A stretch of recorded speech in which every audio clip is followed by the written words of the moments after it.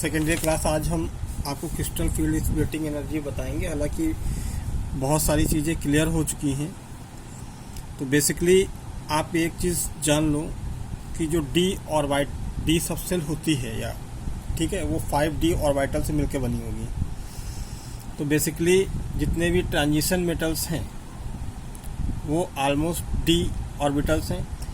अगर वो free state में रह रहे हैं, यानी किसी के साथ कंबाइन नहीं कर रहे हैं, तो उन ऑर्बिटलों की जो एनर्जी होगी वो सेम होगी। यानी वो अगर डी सबसेल है वो 5d ऑर्बिटल्स में डिवाइड है, यानी dx जैसे यहाँ पे दिया हुआ है dxy dyz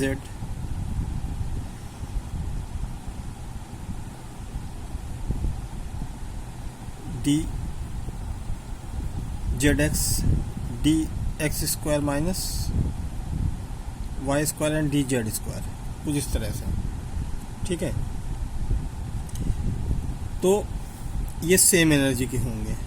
ठीक है, लेकिन जब कोई एक कॉम्प्लेक्स बनाएगा, कंपाउंड बनाए या सॉल्ट बनाए, आयन बनाए, तो लीगेंड के इन्फ्लुएंस में एक फील्ड क्रिएट होती है।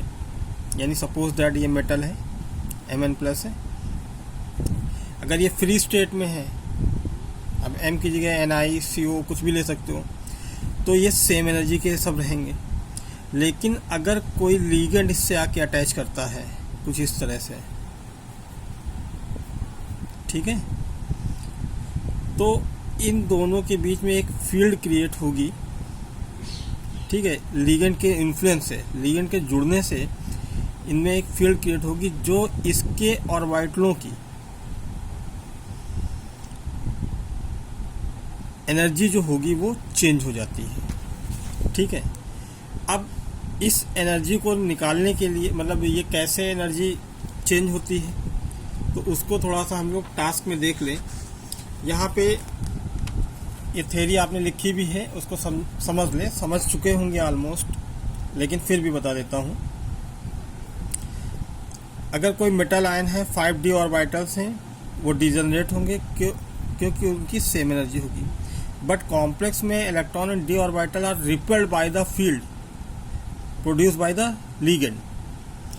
यानी लीगेंड के द्वारा एक फील्ड क्रिएट की जाएगी। ठीक है, कॉम्प्लेक्स में। ठीक है, जिससे repulsion raises the energy of D orbitals, जिससे डी ऑर्बिटलों की एनर्जी जो है वो क्या होती है, बढ़ जाती है।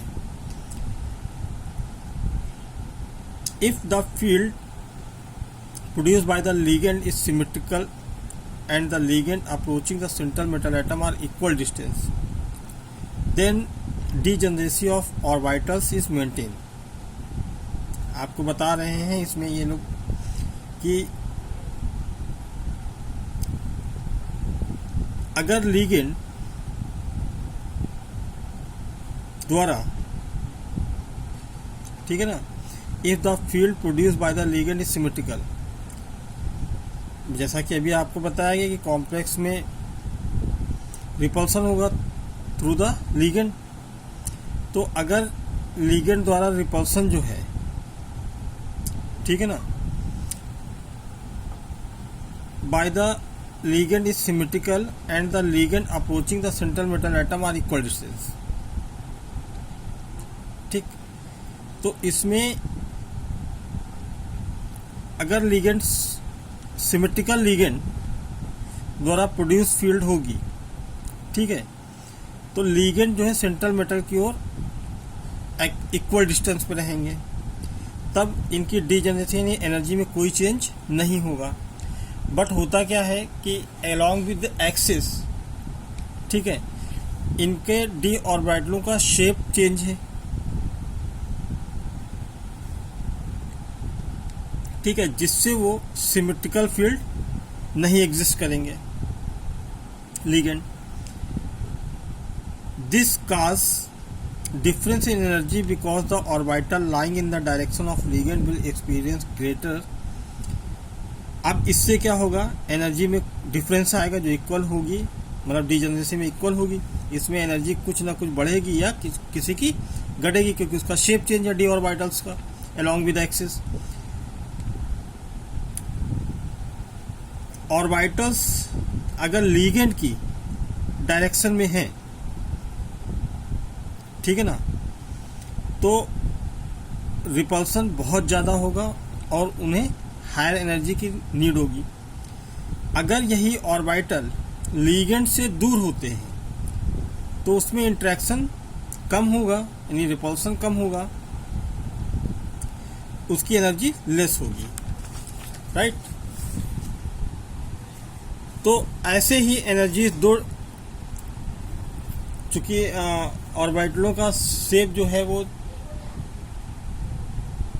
डिफरेंट होता है तो सिमेट्रिकल नहीं होता, इससे एनर्जी उसकी घटती है बढ़ती है, जिससे ये दो सेट में डिवाइड हो जाते हैं, T2G सेट और EG सेट. इसी को बोलते हैं क्रिस्टल फील्ड स्प्लिटिंग.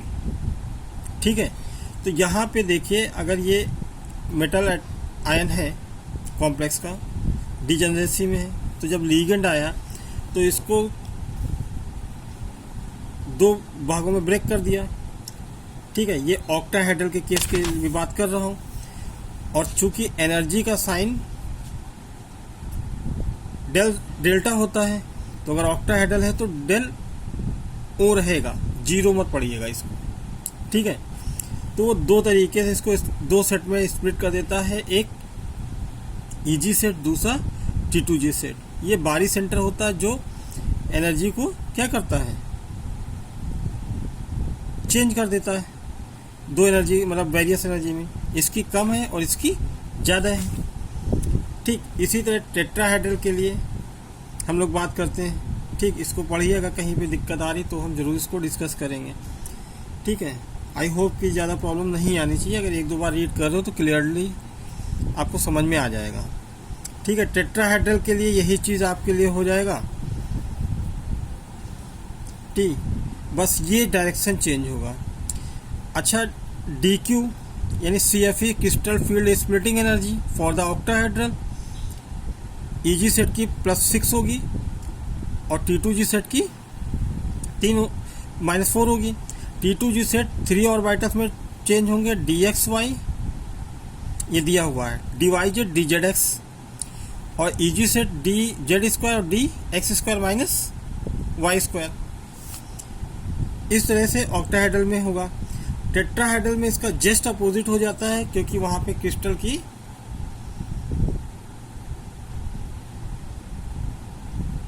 जो लीगेंड्स होंगे, ठीक है ना, क्रिस्टल फील्ड में जो लीगेंड्स होंगे उनकी एनर्जी जो है डिफर करेगी, इसलिए इसका जो साइन है वो चेंज हो जाएगा एनर्जी लेवल का. ठीक है, दूसरा फैक्टर अफेक्टिंग में बात करें, ये अभय सिंह के लिए ज़्यादा दिक्कत बन रही थी, थोड़ा वेट भी कर लिया करो भाई. तो नेचर ऑफ लिगेंड की बात करें, द वैल्यू ऑफ CFSE है ये. ठीक है, depends on the nature of ligands. Ligands which causes only a small degree of crystal field splitting are termed as, यानी उसमें बहुत ही माइन्यूट चेंज होता है, जिसको हम वीक फील्ड लिगेंड कहते हैं. While those ligands which cause large splitting called strong field ligands. The common ligands can be arranged ascending order CFSE caused by them. This series remains practically constant for different metal is known as spectrochemical series. ये पूछ लिया था. अब इसको जैसे आपने electrochemical series learn की थी, आपको सेम एज इट इज इसको लर्न करना पड़ेगा, कौन सा वीक लिगेंड होगा, कौन सा स्ट्रॉन्ग लिगेंड होगा. इसी के बेस पे जो है आपको आगे वर्क करा रहा हूँ और करते रहिए. ठीक है, थ्योरेटिकल पोर्शन है आगे, अगर कहीं पे कोई दिक्कत हो रही तो आप ज़रूर पूछिए. ओके, और ये जो यहाँ पे अगर हम बात कर लें P की बात, तो ये पेयरिंग के लिए यूज़ किया गया कि इलेक्ट्रॉन कैसे पेयर अप हो सकते हैं. 1 2 3 तो ईजिली पेयर अप हो जाएंगे. 4 के लिए थोड़ा सर्कमस्टेंसेस हो जाता है, जो 1 2 3 होंगे वो T2G सेट में हो जाते हैं, और ईजी, और जब 4th से लेके 7th इलेक्ट्रॉन जाते हैं तो उस समय जो है पेयरिंग जो है दो तरह से हो सकती है, ईजी में भी जा सकती है और T2G में जा सकती है। ये डिपेंड करेगा एनर्जी पे, राइट। तो क्लास इसको आप ध्यान से पढ़िए और करिए। और आपको मैं इसमें बुक से ही दे रहा हूँ, कोई अलग से नहीं दे रहा हूँ। तो उसमें एक चीज़ ध्यान रखिएगा कि जो भी चीज़ें आपको दी जा रही हैं आप उसको पहले ईजिली पे रीड कर लीजिए, फिर अपनी भाषा में उसे कन्वर्ट करके आप लिख सकते हो, ठीक है। सॉर्ट आउट करना आपको सेल्फ से होगा। Okay, thank you.